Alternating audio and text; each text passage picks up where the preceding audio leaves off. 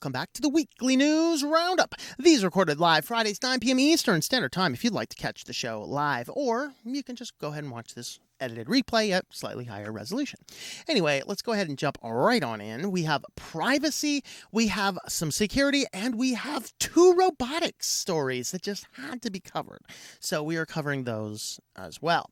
So today first, for 1Password's latest feature lets you safely share passwords with just a link. Of course, if you have a 1Password account, you can simply share them. It's very much like Dropbox or Google or Nextcloud, if you were, how they share a link.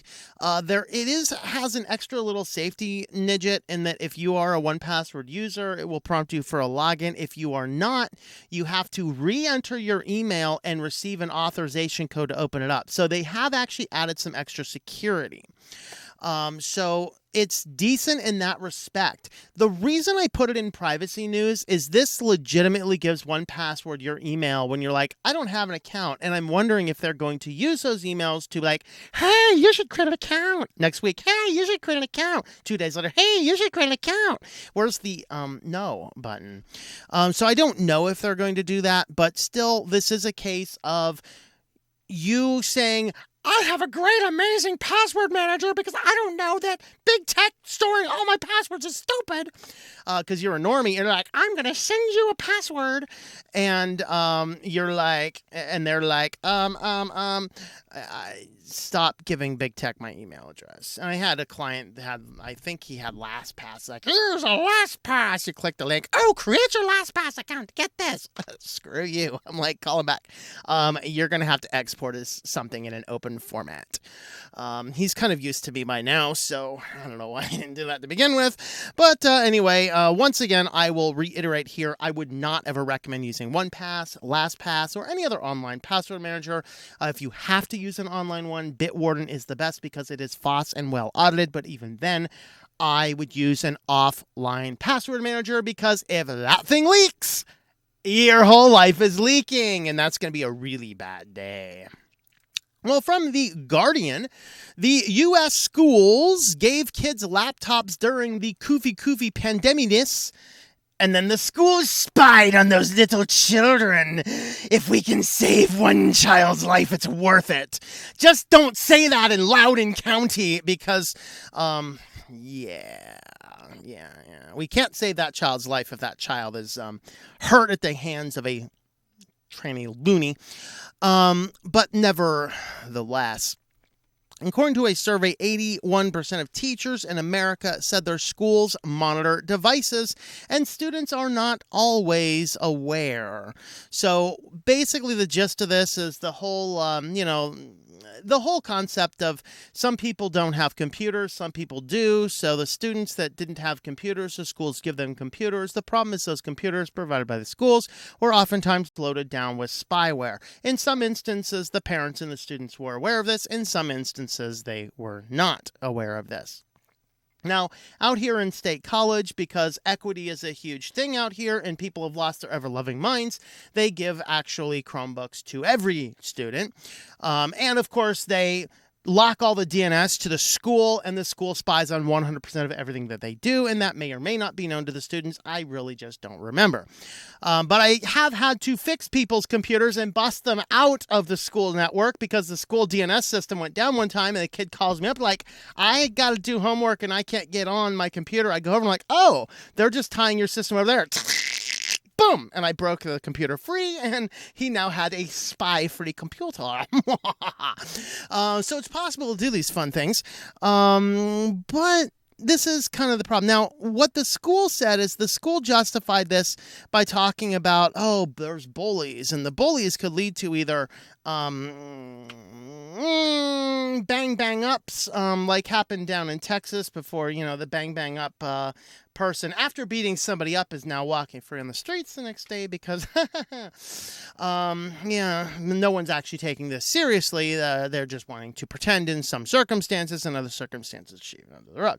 But the other problem you get with bullying is, and you don't want that to happen to students. And so the schools are starting to monitor what they're doing and looking for the trends and being like, we're just going to watch for all these little cues, and then we're going to go ahead and send police and resource officers to your school, to your house, if we think that your kid's doing things based on a spying software package that you didn't even know was there.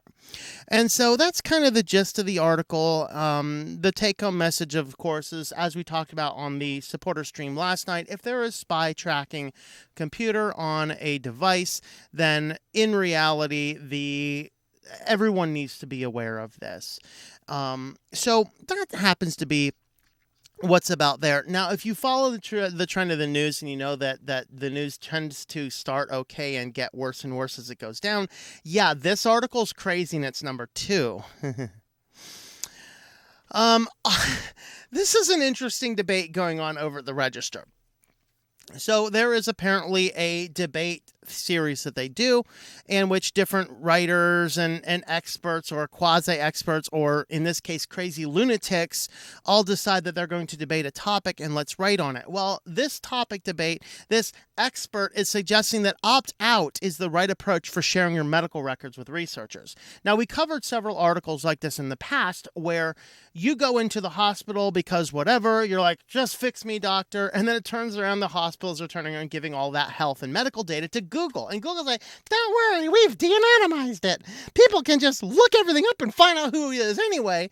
And so really the approach to this is very simple.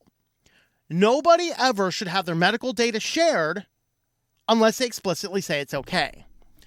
This is a direct violation of HIPAA here in the United States. Of course, the Register is a UK-based company, I think. Maybe it's United States. I can't remember. I know Guardian's UK. But really, we have this thing called HIPAA, which prevents your medical data from being shared. So how in the world is it possible for any hospital, doctor's office, or whatever else to share data with Google, or even to use Google services where Google's data can collect, store, harvest, sort, analyze, and do anything else with data? In a lot of cases, these hospitals are sharing data as part of giant networks, and you don't even know about it. So your data could be in there. You just go in there for a sore throat or whatever else, and all of a sudden you're part of a medical study.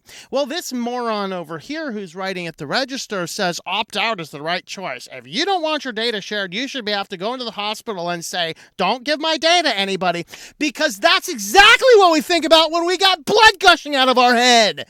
Okay? We go in, we're like, I've bad enough to come to the hospital. I think I'm having a heart attack. Please don't share my data. Okay, what in the world are you talking about? And so, of course, he goes in about blah, blah, blah, blah, blah. We need to have the science. We need to have the data. The AI can help us. The AI is going to help us all.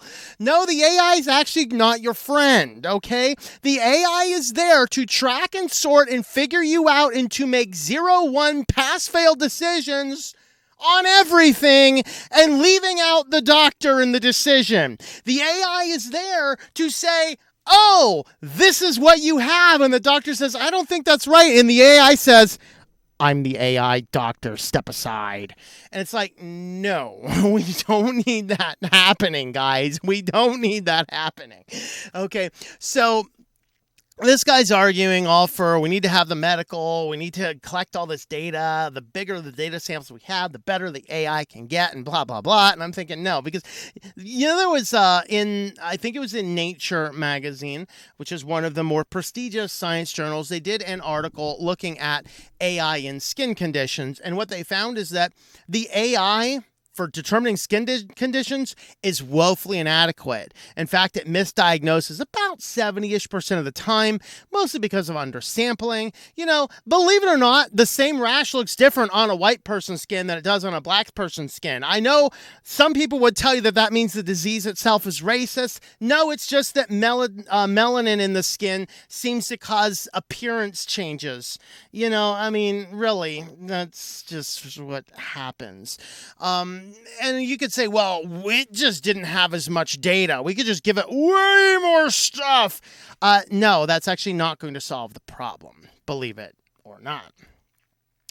Well, speaking of medical research, we do have the first ever FDA cleared EKG and blood oxygen smartwatch. So now we have an official company to start collecting and sharing your medical data, probably without your consent, or you just waive off consent by agreeing to the terms of service that you have not even read. But this particular scan watch, it can detect breathing disturbances during the night. It will monitor your EKG. And of course, it's going to send all of this data to the company servers so that you can share it with people you need. You can provide notices for emergency contacts. All this sounds amazing until you start realizing that, oh, this means I'm actually giving real-time, active, current medical data to a big company, and we all know that companies have integrity. Some of them do, but a lot of these big ones, they don't. There is one pharmaceutical company right now that is marking up Koofy drugs 4,000%, and all of the development of this drug was paid for with your tax dollars. I just don't trust medical companies. Maybe if we saw something that resembled integrity, I might, but as of right now, I just don't know. Well, anyway, if you'd like to help support the channel, we do have affiliates today. We are highlighting Mint Moble, tlm.li/mm. I do now have 2 cell phones because I am touring the country in a van, and one of them is simply a few dollar add-on to the massive internet package that I have to have for the van. The other one is actually my personal cell phone.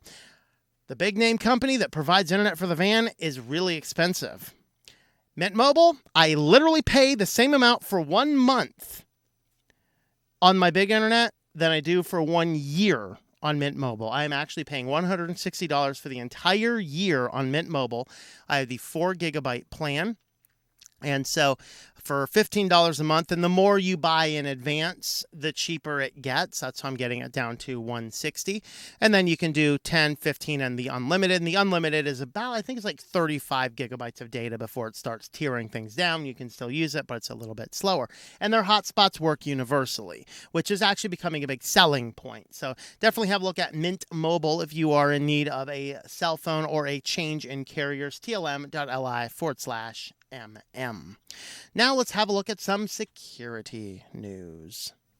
So first up in security, zero-day hunters seek laws to prevent vendors from suing them for helping them do their job. So what's happening here is many times these days, a ethical hacker finds an exploit and then they tell the organization, and the organization responds with threats of lawsuits and stuff like this. I mean, I'll tell you, if I was an ethical hacker and I found a vulnerability and I tell you about it, I'm like, I'd just turn around and sell it to hackers.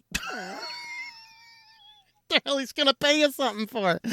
Like, all right, I told you. And so what they're trying to do here is the Cybersecurity Advisors Network, Paraspace body that represents InfoSec pros, has created a new working group to advocate for legislation that stops vendors from suing when security researchers show them zero-day bugs. And this is a reality. Like, anybody who is shown a zero-day bug should be graciously happy about it, that it was an ethical hacker that found it rather than somebody using service, malware as a service business model, because the ethical hacker is going to disclose it to you appropriately. They're going to keep it a secret. And frankly, if you have a bug bounty program, hey, that's the factor. But the fact of the matter is that many companies are not. And then the problem here is that if a company does have a breach and they don't disclose it, it raises way more problems. Even if they have a breach and they do disclose it, it also raises a lot of concerns and suspicions within the company. And so we have a lot of factors here in line. So it is kind of neat to see an advocacy board for this.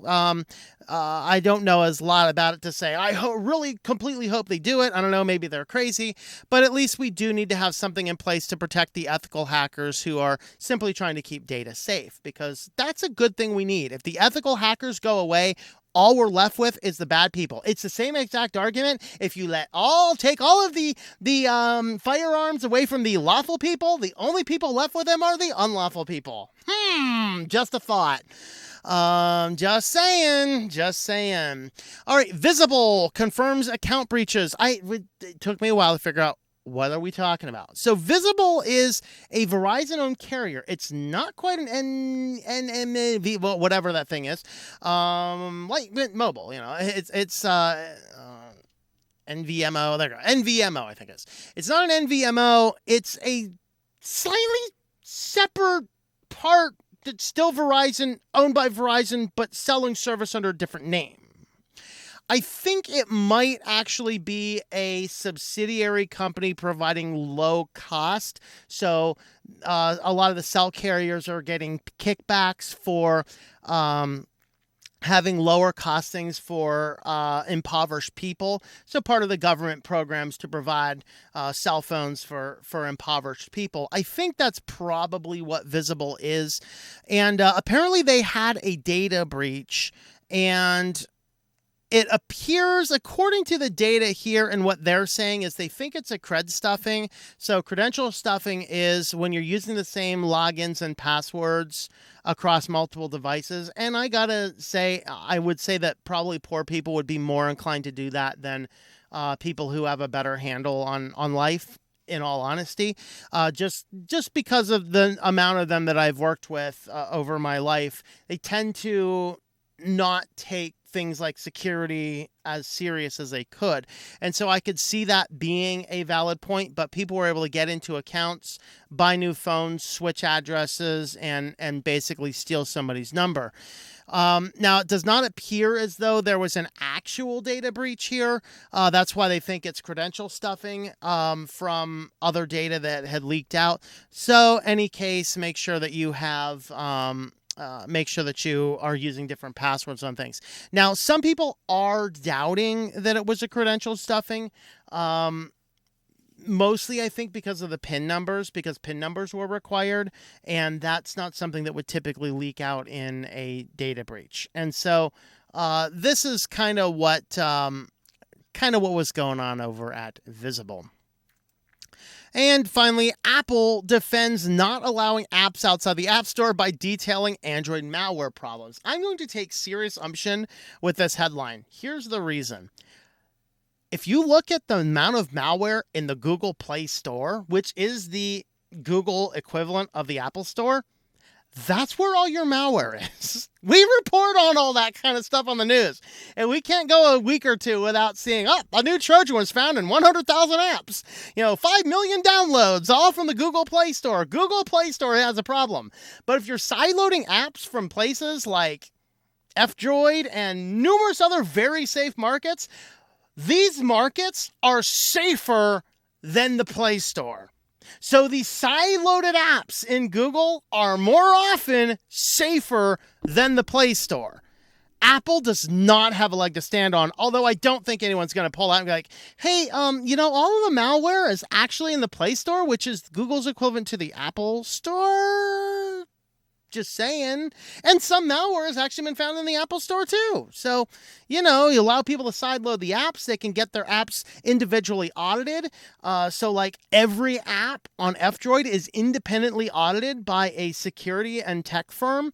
And they do a really good job to make sure everything is above board.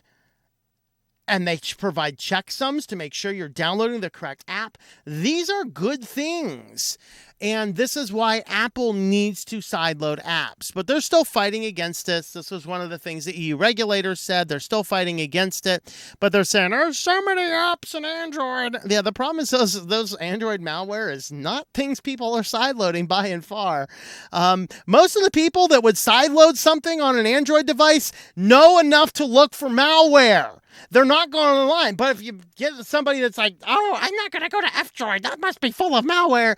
Play Store, Play Store, Play Store, Play Store, and then wonder why their phone has Trojans all over it. Thing's got so many Trojans it can have safe sex. I mean, really. Oh, Lordy. Oh, boy. Well, let's go ahead and have a look at some robotic news, shall we?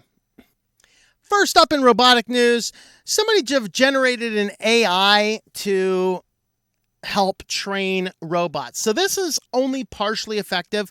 What they did is they're basically programming all these little spot dogs into this giant AI-based computer program algorithm, and then they're taking the algorithm information and feeding this back in as a way to train the AI inside of the robots without actually having to put them through it. This is kind of like what some people are experimenting with in the psychological tech realm, with trying to implant memories into people's heads. Yes, it's actually happening, as frightening as that may sound.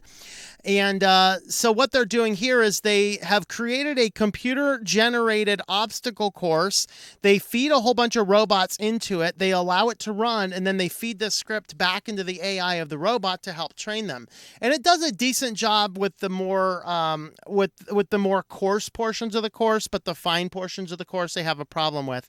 So here is what this guy is going to look like. So they're basically training these guys to walk like this. Can you just imagine, like, this is what our world's going to look like if we don't rein in all of these robots and stuff. That's, yeah. So here's the guys on steps, going up, going down. The kings on the pyramids. Oh, boy. Oh, boy. Look at this. This is going to be us. We're going to be little slaves to the AI robotic dogs. Oh, Lord. There they are. They're going up. They're going down.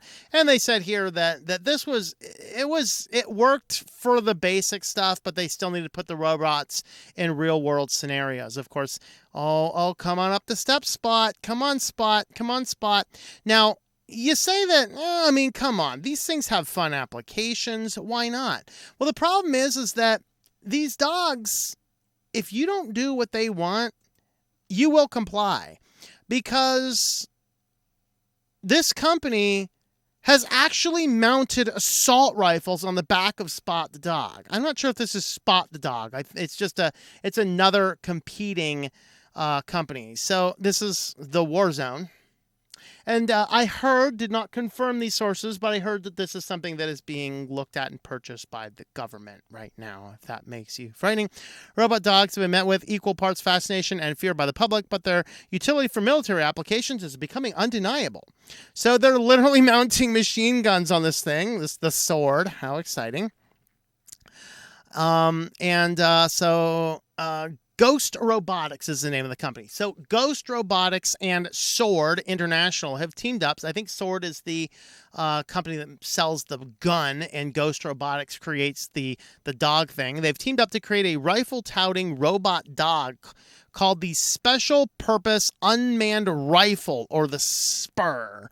It adds a 6.5 millimeter Creedmoor rifle from Sword to one of the Ghost Robotics quadrupedal, I got it, unmanned grouped vehicles, QUGVs. So Spur made the debut on the flow shore, on the show. Wow, I can't talk today. Apparently I have picked up a case of dyslexia. Let me try that again. The Spur made its debut on the show floor of the Association's the U.S. Army's main annual convention in Washington, which opened up yesterday. Ghost Robotics has partnered with a number of other companies to explore defense and security applications, among others, for its QUGVs, which you can read more about in past Warzone feature. Appears to be the first example of one of these unmanned systems with an actual weapon mounted on it. So here you go. Here's the weapon. You must comply. You must comply. Lethal semi-autonomous quadrupedal unmanned group vehicle, a.k.a. robot dog with a sniper payload from Sword Int.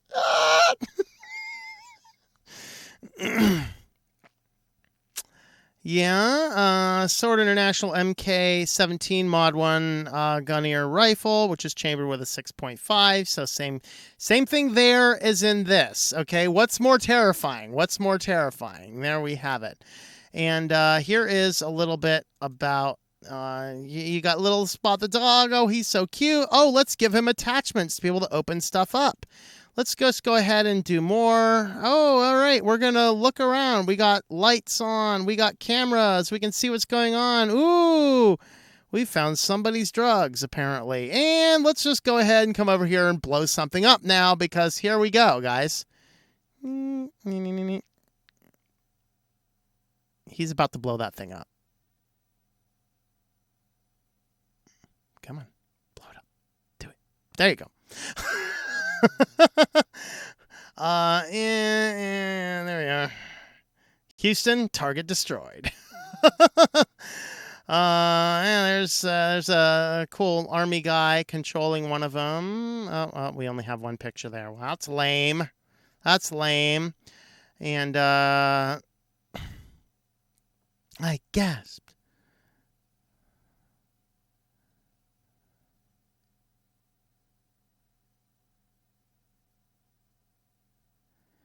Guys, we do not need to get used to this in society. No, this is bad. This is bad. They are mounting weapons on these things now. Well, if you'd like to help support Switch to Linux before the world blows up entirely, you can head on over to Subscribestar, subscribestar.com/switched-to-Linux. You can join me over there. Well, guys, thanks for watching. Until next time. Thank you for watching this video from Switched to Linux. This channel would not be possible without the backing of the program supporters scrolling on the screen now. You can be a supporter at Patreon at patreon.com/TOMM or at thinklifemedia.com.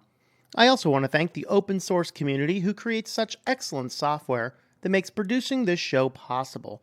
Please remember to support your software communities.